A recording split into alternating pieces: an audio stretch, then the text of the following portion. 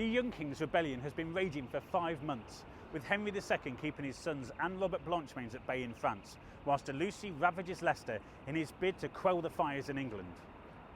But can Robert Blanchemains, the 3rd Earl of Leicester, tip the balance in favour of the rebels? I'm Jim Butler. Welcome back to Casino Royale, Restitution.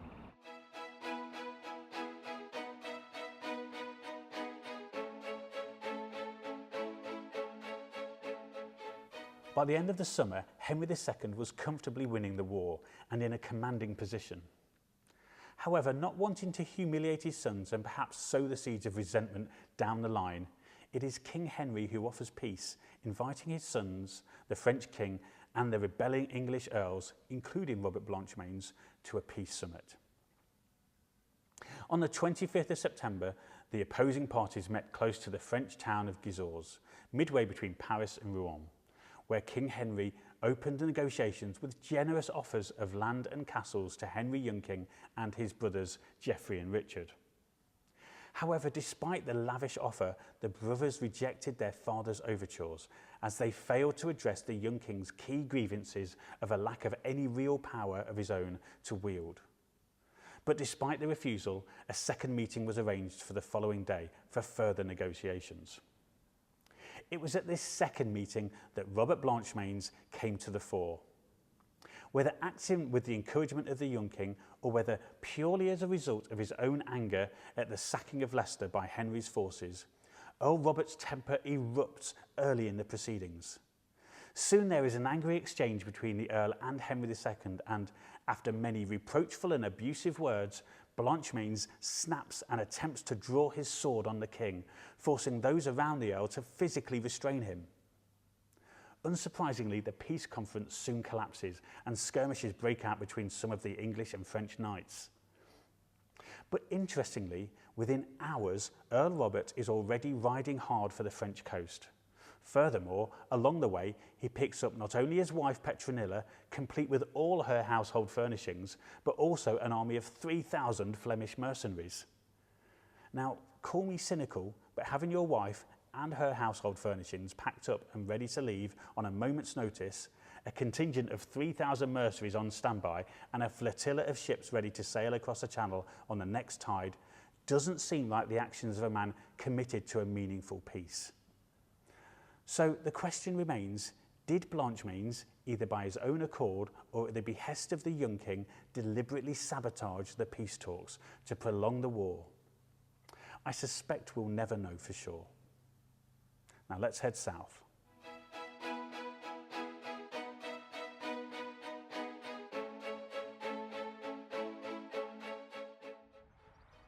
Robert de Beaumont landed his unopposed forces at Walton in the Orwell estuary close to Felixstowe on the 29th of September and headed quickly for Framlingham Castle, the seat of Hugh Bigod, the 1st Earl of Norfolk.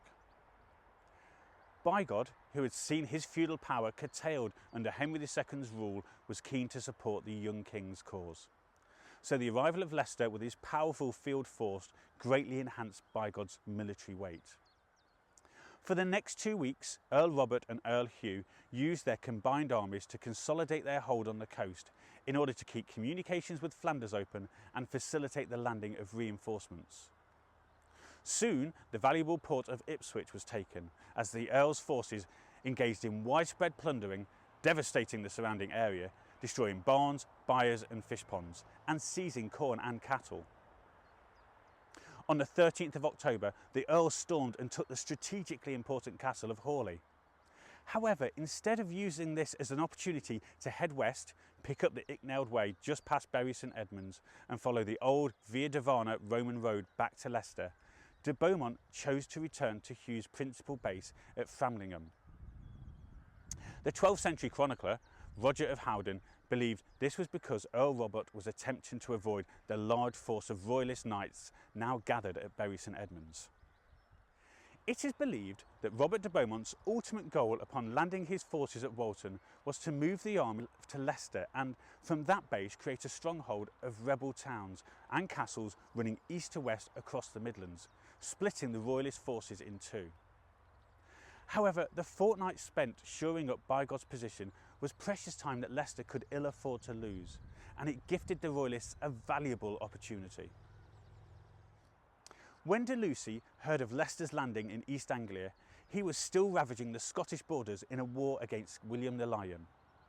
However, William was still unaware of the landing, and so de Lucy cunningly negotiated a peace with the Scottish king before word could reach him. With the treaty signed, de Lucy raced his army south to Bury St Edmunds, gathering other Royalist troops en route. Meanwhile, back in eastern Suffolk, the difficulties of supplying and disciplining Leicester's huge force of mercenaries was becoming apparent. With Earl Hugh finding the damage being inflicted on his own lands becoming increasingly intolerable, de Beaumont is left with little choice but to attempt to reach Leicester. Though aware of the Royalists building up at Bury, Earl Robert continued to follow the line of march that took him only a few miles northwest of the town. This would prove to be a costly mistake. A well-informed contemporary believed that the Royalists outnumbered Leicester's cavalry numbers by 4 to 1. However, de Beaumont had a significantly larger force of infantry, with the Flemings under his command numbering around 3,000. Armed with long spears and rigorously trained in tight, well-ordered formations, the Flemish infantry was more than capable of defeating a cavalry charge. And it is this confidence in his mercenaries that perhaps led Earl Robert to take his precarious route. The Earl's forces passed through the village of Fornham St Genevieve, seeking the causeway that crossed the River Lark, heading towards the neighbouring village of Fornham All Saints. That's the area now covered by the golf course behind me. With de Beaumont's troops spread thinly across both sides of the river and still in marching order, the Royalist troops launched a bold attack. Though there were undoubtedly some pockets of hard fighting, the Flemish soldiers soon broke under the impact of the Royalist cavalry. Whilst others were scattered and knocked down, slain in large numbers by the Royalist soldiers, many more were driven into the marshy ground by the river and drowned. In all truth, this battle that, had it been avoided or even won by de Beaumont, could have changed the entire outcome of the rebellion and subsequent British history, was over almost as soon as it started. The Earl of Leicester and his expensive army were completely blindsided by de Lucy's sudden and ferocious attack, and they simply never got a chance to regroup. De Beaumont and his entourage were captured alive. This included his feisty wife Petronilla, who was said to have been wearing full chainmail and armed with a spear and shield at the battle. She was discovered clambering through the marshy riverside, allegedly trying to kill herself or hide her jewellery. Personally, I think she was made of stouter stuff than either of those explanations gives her credit for. The captives were taken to Normandy, where they were imprisoned at the king's pleasure for the rest of the war. For Henry Young King, the defeat and capture of Leicester and his forces, his most powerful supporter, was a terrible, terrible blow. Some contemporaries attributed the Royalist victory to divine judgment, believing it was Bury's own St Edmund, king and martyr, who had punished those that had dared to ravage his land. But even with the Earl defeated and imprisoned, the war was not won, and de Beaumont's garrison, ensconced at Leicester Castle, still weren't finished with the rebellion just yet. So let's head home.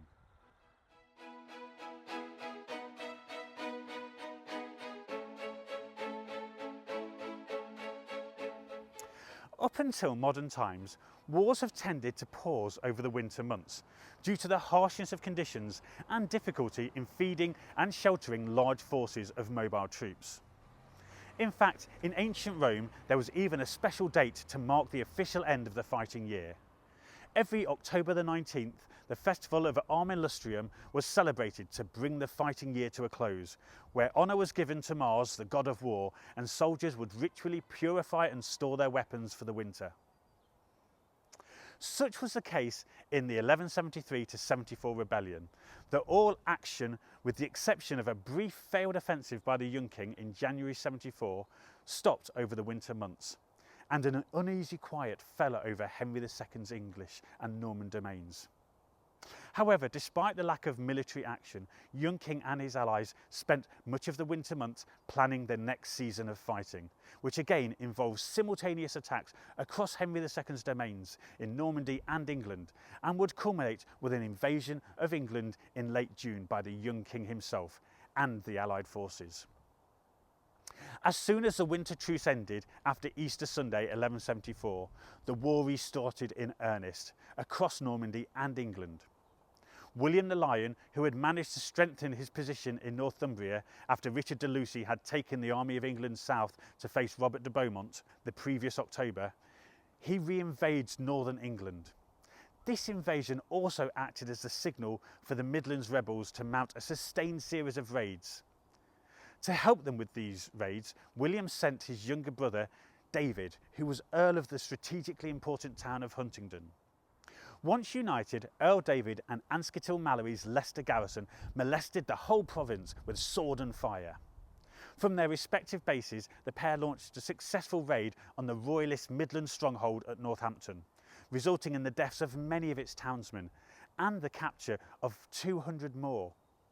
The Leicester Knights then joined with another Midland rebel, William de Ferrers, Earl of Derby, on a daring dawn attack on Nottingham. Taking the town completely by surprise, the rebels broke into Nottingham with ease, killing or taking prisoner many of its citizens before plundering and putting it to the torch. I think it's safe to say the Leicester garrison got its revenge for the previous summer's siege on the town. Despite these successes in the Midlands, the rebels in the region remained isolated as William the Lion's attempt to reach them from the north was repeatedly thwarted by Henry II's illegitimate son, the Bishop-elect of Lincoln, Geoffrey. Much now rested on the young king's planned invasion of England. In late June, the situation across the country was highly volatile and the outcome of the war teetering in the balance. With the young king's invasion fleet laying in readiness at the port of Gravelines between Calais and Dunkirk, the royalists pleaded for Henry II's return, and before long the king soon realised it was imperative that he reached England before his son. Mercifully for Henry, the young king's fleet was prevented from sailing by strong winds, giving time for the king and his small retinue to gather at Barfleur, the site of the tragic White Ship disaster some 74 years before. On the 7th of July, the winds dropped, and Henry, along with his youngest children, John and Joanna, his captive wife, Eleanor of Aquitaine, and some of his most valuable prisoners, including the Earl and Countess of Leicester, sailed for Southampton. For reasons that are still unclear, the young king did not set sail on the same tides as his father. And this brought Henry invaluable time to start defending his country.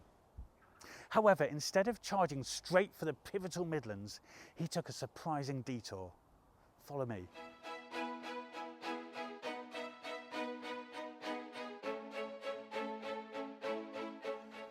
Whether it was on the advice of the noble emissaries that recently visited him in France, or just a guilty conscience catching up with him, we simply don't know. But for whatever reason, instead of heading straight for the Midlands and maximising his head start on the young king, Henry makes a 120-mile detour via Canterbury. Once he arrived outside the town on the 12th of July, he began an elaborate and public act of penance for the murder of Thomas Becket. First, he walked barefoot through the town to the cathedral, and then once at the mighty church, he prostrated himself before Becket's shrine and confessed his unwitting responsibility for Thomas's death. Then he submitted himself to be ceremoniously whipped by all the monks and bishops present in the chapter house. Finally, he refused all food and drink and spent the night in prayer and vigil beside the tomb of his former friend. This was the first time since Becket's death, some 3.5 years earlier, that Henry had shown any true remorse or contrition for the murder of the Archbishop, let alone any culpability. So this solemn act of penitence caught everyone by surprise, and whether genuinely sincere or an extreme act of political theatre, it was undoubtedly a masterstroke. You see, the main gripe that most, if not all, nobles had against the king harked back to the sacrilegious murder of Thomas Becket, and both Henry's, albeit indirect, part in the killing and his subsequent failure to act against the four knights that perpetrated it. And so, by conducting the very public act of penance for the crime, Henry effectively took the wind from the rebels' sails, and suddenly many of them had no grievance left to fight for. Almost immediately, a landslide of rebel garrisons surrendered to the king, and in what becomes seen as an act of divine providence, news soon arrives that William the Lion had been captured just a day after Henry conducted his act of penance. Surely this proved that God was once again favouring his anointed King of England. After this, Henry quickly captures Huntingdon on the 21st of July, and Hugh Bigod, the Earl of Norfolk, surrenders to the king at Framlingham in Suffolk on the 25th. The king takes his army to the royalist stronghold of Northampton, where the remaining earls came before the king in an elaborate and ceremonial ritual of surrender. Finally, too, on the 31st of July, came Anscombe Mallory and the die-hard garrison of Leicester, Mount Sorrel and Gruby. But even then they only submitted to the king after Henry threatened that Earl Robert would taste no food or drink until they did so.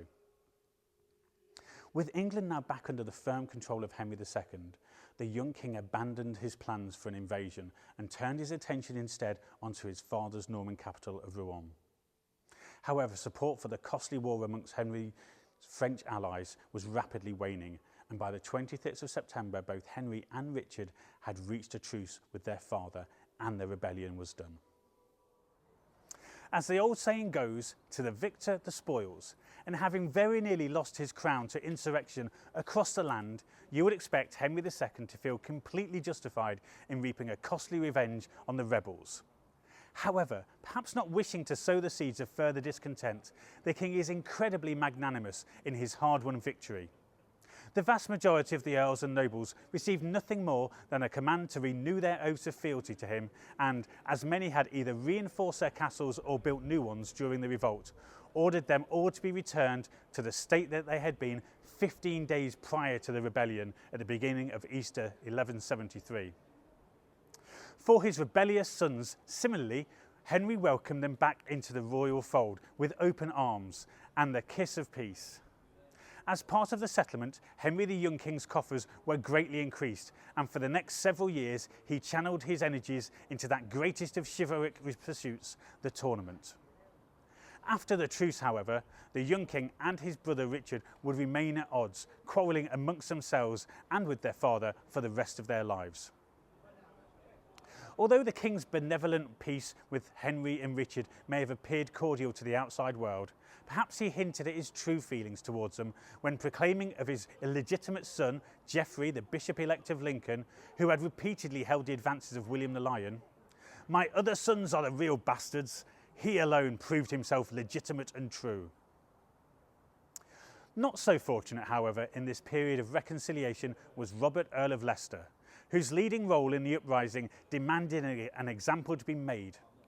All of the Earl's lands and titles and castles were confiscated by the king, and although his wife Petronilla was released soon after the rebellion ended, Blanchemains himself remained a prisoner for another 2.5 years, becoming the last of the rebels to be held captive. He was finally being granted his freedom in January 1177. Although eventually Robert's lands and titles were restored to him, all but 2 of the castles were destroyed or slighted to the point that they could never be used defensively again. The 2 castles that weren't damaged were at Pacey in Normandy and Mount Sorrel in Leicestershire. These 2 remained in the king's hands. Leicester Castle wasn't entirely destroyed, as the survival of the Great Hall and St Mary de Castro demonstrates. But it was initially garrisoned by royal troops to perhaps remind the townspeople where their loyalties lied, and then later it was heavily slighted, with numerous holes being punched through the defences to render the town effectively undefendable. In the official financial records, the Pipe Rolls, 2 payments are made for this destruction. In 1175 to 76, 11 shillings and 9 pence was paid for the slighting of the castle at Leicester by writ of the king. And in 1176 to 77, 40 shillings was paid to slight the castle and wall at Leicester by writ of the king. Thanks to archaeological excavations, we now know where 3 of these holes in the town's defensive walls were created. In 2003 on Bath Lane, archaeologists found the foundations for the town's western wall. Upon closer examination, scorched rubble in the gap in the line of the wall suggests a likely sapping point where the defences were undermined and held up with wooden props. These props would then be burned, causing the wall above to collapse. A second site was discovered on Sandvigate between 2004 to 5, where a large piece of the town's Roman wall was found face down, having been effectively pushed over. Although the wall itself was built in the Roman period, it was discovered at the 12th century medieval level of archaeology, suggesting that this was a part of the post-rebellion destruction of the town walls. Sadly, when archaeologists tried to lift the wall in one piece, it proved too fragile and broke apart. However, you can still see a piece of that wall displayed on the corner of Junior Street and Burgess Street, close to the John Lewis car park, and just yards from where it was discovered. The third and final area of destruction was actually discovered as early as 1939, and it was here beside the turret gateway between the castle and the Newark. Similar to the Roman wall in Sandvigate, the castle's curtain wall here appears to have been heaved over into the defensive ditch, with the soil of the rampart that the wall stood on also then being dug out and thrown over the covering and collapsed wall. As the Newark would not be built for over another 150 years, this left the castle and therefore the town completely exposed to attack from the south. Such was the king's punishment that these breaches were never to be rebuilt during the period of the de Beaumont Earls. But although the town and its people would take time to recover from the rebellion, there was hope yet for the fortunes of Robert Blanchemains. So come with me.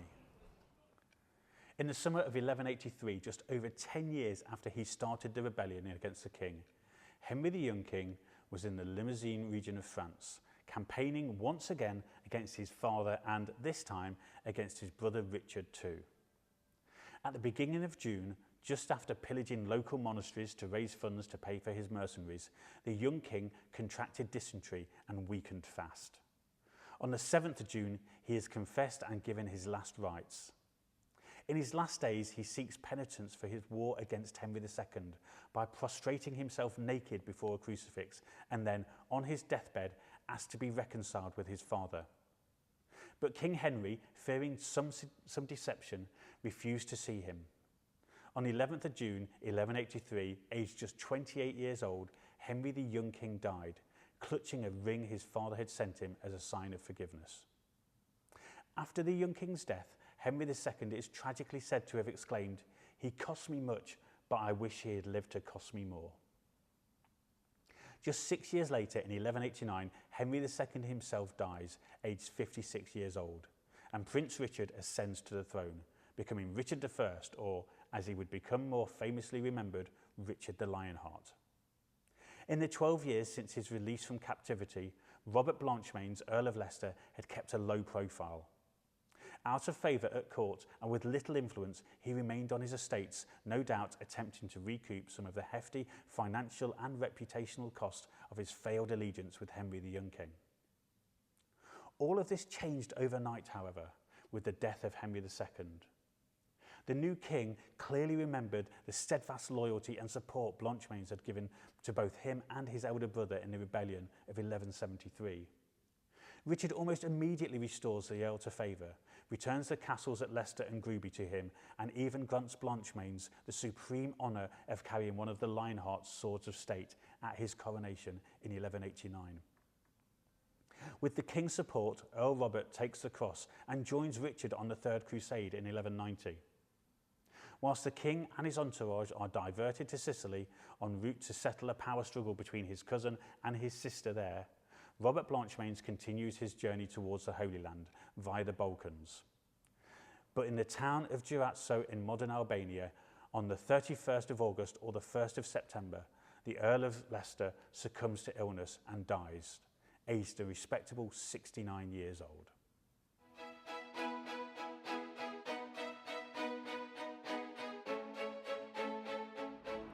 When Robert Blanchemains inherited his father's estates and titles in 1168, the de Beaumont name was held in the highest esteem at King Henry's court and beyond.